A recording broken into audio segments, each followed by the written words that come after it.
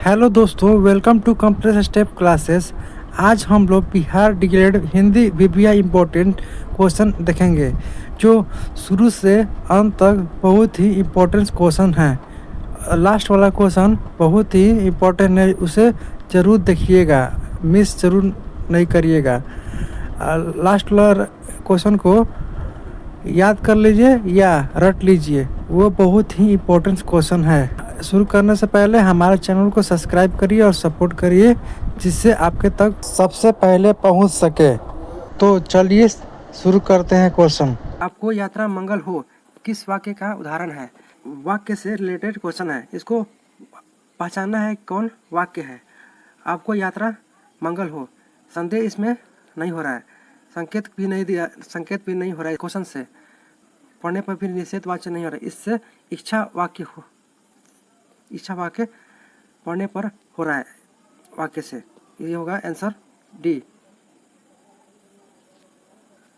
अगला क्वेश्चन है कि एसाइड के लिए सही परिभाषित शब्द क्या है?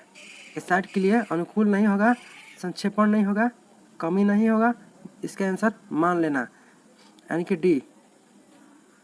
चलिए नेक्स्ट क्वेश्चन देखते हैं। नेक्स्ट क्वेश्चन है कि शब्दों का सार्थक समूह जिससे किसी भाव विचार को पूर्णतः प्रकट किया जाए, यह कहलाता है, क्या कहलाता है? जो फिर से समझते हैं, शब्दों को सार्थक समूह यानी कि बहुत सारे शब्द मिलाकर जो भाव प्रकट करे और उससे विचार मानी कुछ अर्थ निकले, उसको वाक्य कहते हैं। शब्द भी नहीं होगा, शब्दांश भी नहीं होगा, नहीं ध्वनि होगा, ये इसका आंसर वाक्य होगा, इसका बी। अगला क्वेश्चन देखते हैं कि अगला क्वेश्चन है परलोक का विशेषण। ऑप्शन ए है, ऑप्शन ए एलिमिनेशन मेथड से करते हैं। परलोक कोई शब्द नहीं होता है विशेषण परलोक का। ये जो है बी देखते हैं, ये तो नहीं होगा। बी देखते हैं परलोकी, इससे कुछ अर्थ नहीं निकलता है विशेषण का परलोक का, ये भी नहीं होगा, यानी कि बी भी नहीं होगा। परलौकिक ये शायद हो सकता है, इसको छोड़ते हैं। डी देखते हैं लोक के पार, ये तो बिल्कुल ही नहीं होगा, डी नहीं होगा। ये परलोक की पार परलोक की विशेषता नहीं बताता है, विशेषण नहीं होता है, इसलिए सी होगा, यानी कि परलौकिक। अगला क्वेश्चन देखते हैं। अगला क्वेश्चन है गाल बजाना मुहावरा का अर्थ क्या होगा? इसका आंसर ऑप्शन ए देखते हैं डिंग हाँकना, ये हो सकता है। अगला क्वेश्चन देखते हैं, अगला ऑप्शन देखते हैं कि चुप रहना, ये नहीं हो सकता है। गाल बजाना का मतलब कि ज़्यादा बोलना यानी कि चुप नहीं हो सकता है।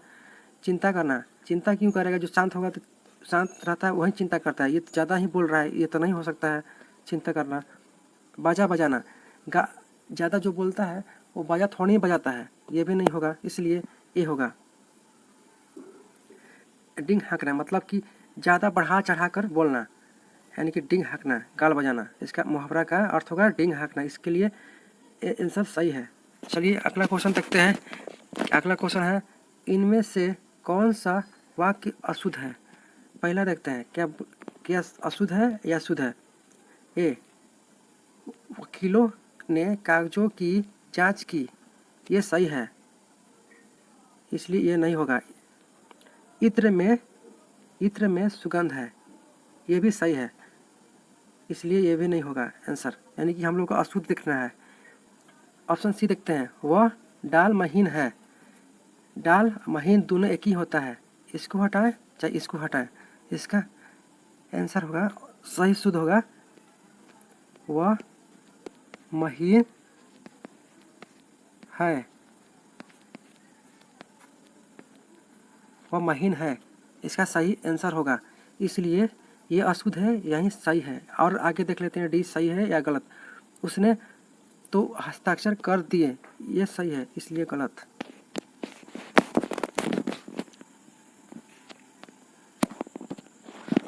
अगला क्वेश्चन है नदी कल कल करती हुई बहती जा रही थी, इस वाक्य में बहती जा रही थी में कौन पदबंध है? इसको लास्ट से देखते हैं। बहती जा रही थी, यानी कि जा रही, कैसे जा रही, बहती, ये क्रिया विशेषण है, इसलिए क्रिया विशेषण होगा बी। अगला क्वेश्चन है कि इनमें कर्तृवाच्य से संबंधित वाक्य कौन सा है। कर्तृवाच्य को पहचानने के लिए पहले हम लोग कर्ता को क्रिया से जोड़ेंगे। कुदाल, कुदाल से मिट्टी उठाई जा रही है, ये नहीं, क्या उठाई जा रही है, मिट्टी निकलता है, इसलिए यह आंसर नहीं होगा। वृद्ध से बैठा नहीं गया, भाव वाक्य है,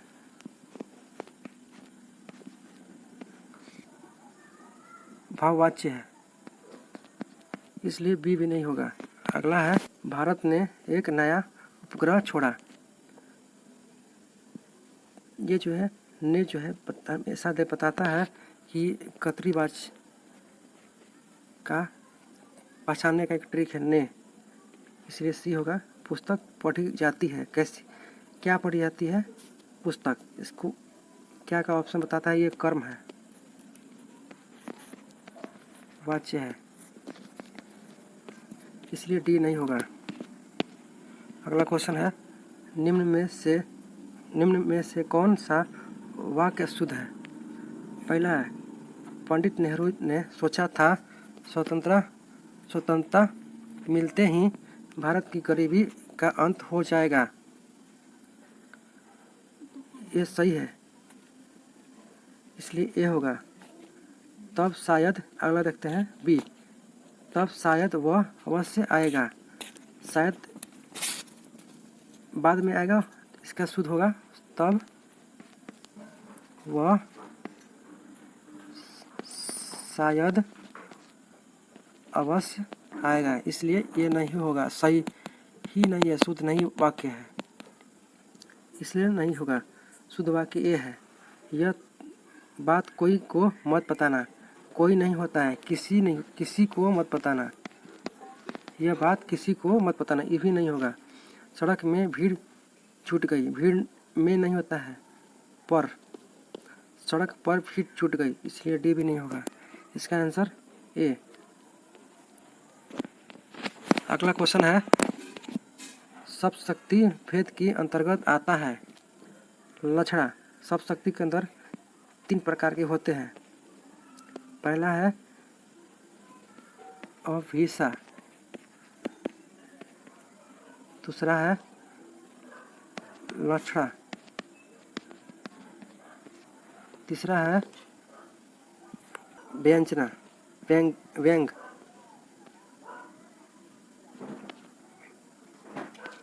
इसलिए लक्षण आंसर होगा, अलंकार नहीं होगा, नहीं रस होगा, ये भी नहीं होगा, इसका आंसर ए। अगला क्वेश्चन है नाट्य कद के व्यक्ति को देखकर राहुल ने कहा ऊँट आ रहा है, इस वाक्य में सप्तशक्ति है। नाट्य कद को व्यक्ति को देखकर राहुल ने कहा ऊँट आ रहा है, इस वाक्य में सप्तशक्ति है, ये व्यंग किया जा रहा है, यानी कि बढ़ा चढ़ा कर बातें किया जा रहा है, इसलिए इसका व्यंग होगा।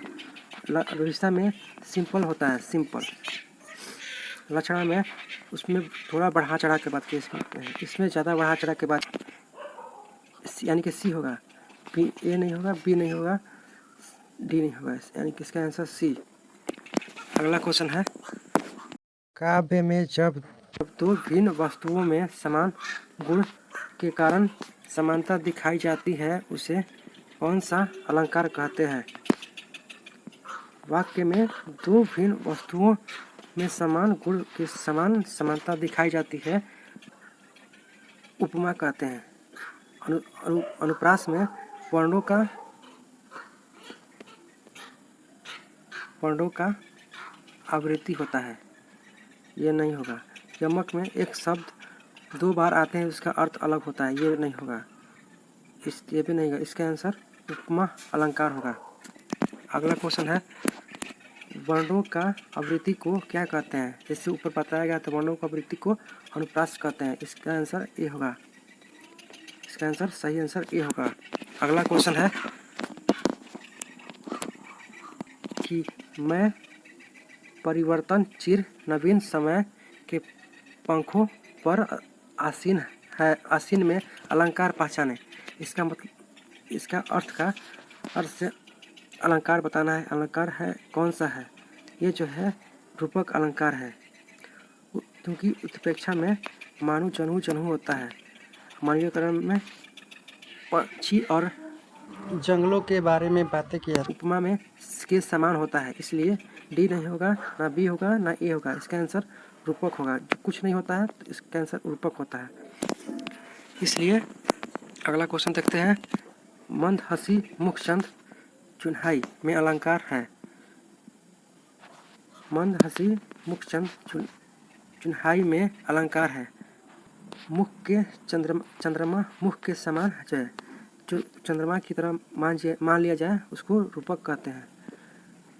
श्लेष इसलिए नहीं होगा कि एक ही शब्द बार बार आए, उसका अर्थ अलग होता है, इसलिए श्लेष नहीं होगा। उपमा में सासी के समान होता है, इसलिए उपमा नहीं होगा।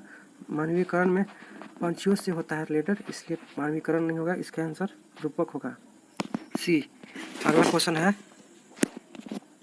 उन्नत हिमालय के धवल व सुरसरी यो टूटती मानो, यानी कि मानो आ गया तो समझो उत्प्रेक्षा होगा। इसका आंसर यही मान चल गया, यानी कि ये नहीं होगा,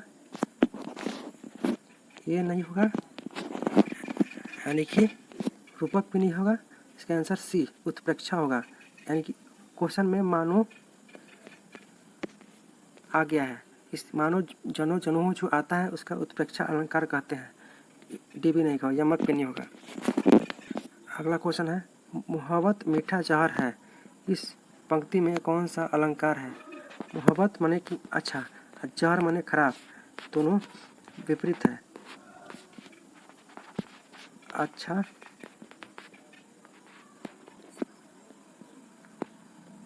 अच्छा एक हुआ